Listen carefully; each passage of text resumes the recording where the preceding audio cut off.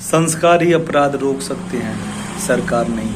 और ये एक बार फिर सिद्ध हो चुका है। ठीक, देवरिया घटना के बारे में हम बात करेंगे। थोड़ा सा व्यक्तिगत स्तर पे आप लोग सोचिए।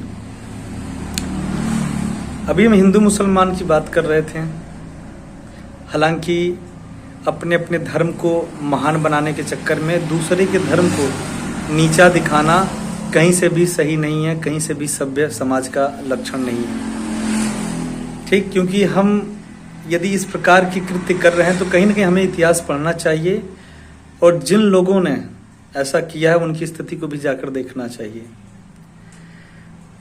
तो क्या ये स्थिति थी जो आज देवरिया में ब्राह्मण समाज के लोग भी मारे जाते हैं? तकरीबन 5 लोग एक ही परिवार के मारे जाते हैं और प्रेमचंद्र यादव जिनकी सबसे पहले हत्या होती है, ठीक है, यादव समाज के आते हैं। तो यहाँ पर जिस प्रकार से जातिवाद हो रहा है, तमाम बड़े बड़े नेता रहे हैं, कुछ ब्राह्मण के नेता रहे हैं, कुछ यादव समाज के नेता रहे हैं और अपनी अपनी विचारधारा रख रहे हैं। आपको क्या लगता है क्या काम कर रहे हैं? ये सब समाज को तोड़ने का काम कर रहे हैं, ये जोड़ने का काम नहीं कर रहे हैं। अभी हम कम बटे थे, कम अस्थिर थे कि फिर एक उन्माद फैलता है कि न्याय प्रक्रिया जो है ब्राह्मणों के पक्ष में हो रही है, यादवों के पक्ष में नहीं हो रहा है। उसके बाद यहाँ पे स्थिति बेकाबू हो जाती है। तो मित्रों, समझने का प्रयास करें। जो जाति आधारित जो आप लोग नेताओं का साथ दे रहे हैं, वो अपनी अपनी राजनीतिक रोटियां सेक रहे हैं, अपना कद बड़ा करने का प्रयास कर रहे हैं और ईंधन का काम आप लोग कर रहे हैं। आप लोग उसे पोषण दे रहे हैं। और इस मुद्दे को अगर देखा जाए ना, तो इसमें सबसे बड़ी गलती जो है प्रशासन की तो है। यदि प्रशासन वास्तव में यहाँ पर स्टेबल रहता, सही तरीके से अपने कर्तव्यों का निर्वहन करता, तो ये स्थिति नहीं बनती देवरिया में। पर एक और गलती है हमारे उत्तर प्रदेश के मुखिया जी का, मुखिया के संदर्भ में हमारे योगी जी का। और जानते हैं, जिस प्रकार से देखा जाए न्याय की बातें, तो देखिए पीड़ित दोनों परिवार हैं। यादव समाज के भी पीड़ित हैं, ब्राह्मण समाज का परिवार भी पीड़ित है। तो ऐसे में जांच प्रक्रिया बराबर होनी चाहिए। ठीक, जांच प्रक्रिया बराबर होना चाहिए और जो भी दोषी पाए जाएं उनको सजा होनी चाहिए। सजा तो बाद में होगी, पहले घर गिरा दिया जाए। आपको लगता है किसी भी भारतीय नागरिक का घर गिराने से उस समस्या का समाधान हो जाएगा? नहीं, समस्याएं और बढ़ेंगी। सरकार के प्रति उसका नफरत उसके परिवार का बढ़ेगा, उसके समाज का बढ़ेगा। उसके बाद आने वाला जो समय होगा, स्थिति होगी, वो किस परिवेश में जाएगा, किस परिवेश में बढ़ेगा। ऐसे व्यक्तियों को जो सरकार से काफ़ी छिन्न भिन्न हो, ऐसे लोगों को ने बहुत जल्दी ब्रेन वॉश किया जाता है और गलत कार्यों में लगा दिया जाता है। और यही हो रहा है। एक बार भी कोई ये नहीं कह रहा है कि हमें जाति आधारित इन चीज़ों को देखने के बजाय हमें यहाँ पे इंसानियत देखनी चाहिए कि भाई जो पीड़िता सबसे मिलिए, जिसकी संलिप्तता है जाहिर होती है, उन सबको जो है कि जेल में डालो। पर वो नहीं होगा। पहले आपको क्या लगता है, हमारे राज्य का जो प्रशासन है, जो शासन है, वो बहुत बढ़िया कर रहा है? वो खुद अपराध कर रहे हैं। उनके कार्य भी अपराध की श्रेणी में आते हैं। घर गिरा देना, जो गिराने की जो प्रक्रिया चल रही है, वो भी एक तरह से गुनाह है।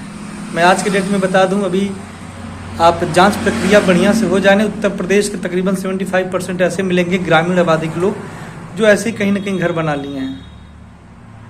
और सरकार और शासन प्रशासन की आंखें तब खुलती हैं जब कोई घटना हो जाती है, उससे संबंधित कोई अपराध हो जाता, तब इनकी आंखें खुलती हैं।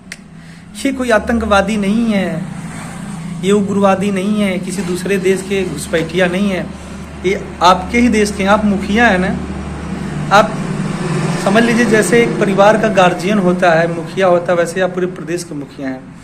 तो न्याय जो करना चाहिए ना, एक चश्मे से नहीं करना चाहिए। न्याय की प्रक्रिया अलग होनी चाहिए। अन्यथा इसी प्रकार यदि आप न्याय की मांग करेंगे, सबके साथ न्याय करेंगे, तो आने वाला जो समय है आपके लिए भी बहुत ही क्रिटिकल होगा।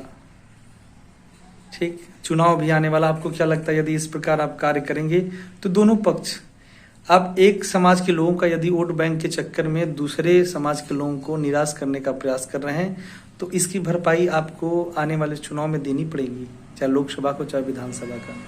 इसीलिए न्याय की प्रक्रिया सबके साथ समान रूप से होनी चाहिए। मैं सीधे सीधे कह सकता हूँ, जितने भी लोग ब्राह्मण परिवार से मिलने जा रहे हैं, यादव समाज परिवार के लोगों से मिलने जा रहे हैं, वो बस अपना जनादेश बढ़ाने का प्रयास कर रहे हैं, अपना कद बढ़ा रहे हैं, वो किसी प्रकार का कोई सहयोग नहीं करने वाले हैं। ठीक, उनको ये पता है कि भैया यहाँ से हमें जनादेश मिल सकता है, यहाँ से पोषण मिल सकता है, जातिगत आधारित राजनीति यहाँ से ऊंची उठ सकती है, वही काम कर रहे हैं। अन्यथा यदि हमारा कानून व्यवस्था सही होता तो इस प्रकार की समस्या कभी नहीं आती कि लोगों के मतलब अन्य जातियों के लोग जाकर वहाँ पे न्याय दिलाने का काम करते हैं। अरे तुरंत जो दोषी है जांच प्रक्रिया लगाओ, किसी दूसरे को जाने की आवश्यकता ना हो, संदेह करने की आवश्यकता ना हो। पर आपको तो बस कुछ नहीं, घर गिरा दो, घर गिरा दो। एक घर का निर्माण जानते हैं कैसे होता है, कितनी समस्याओं के बाद, कितनी जमा पूंजी जमा करने के बाद होता है। घर गिराने का औचित्य कुछ नहीं बनता है। आपको सरकारी जमीन चाहिए, ले लीजिए सरकारी जमीन। प्रेमचंद्र यादव के परिवार से जितनी जमीनों में उनका मकान बना हुआ है, आप उनकी खुद की जमीनें ले लीजिए, एक दो हिस्सा बढ़ा के ले लीजिए। ये न्याय संगत होता है। और ये है, घर गिराने से किसी समस्या का समाधान हो तो आप जांच करा लीजिए। ग्रामीण इलाके में 75% घर गिर जाएंगे। और आप लोग क्या है, मुखिया हैं, गार्जियन है? ना ना ना ना, आप लोग खुद पीड़ित हैं, चीजों को समझ नहीं पा रहे हैं। ठीक, जय हिंद।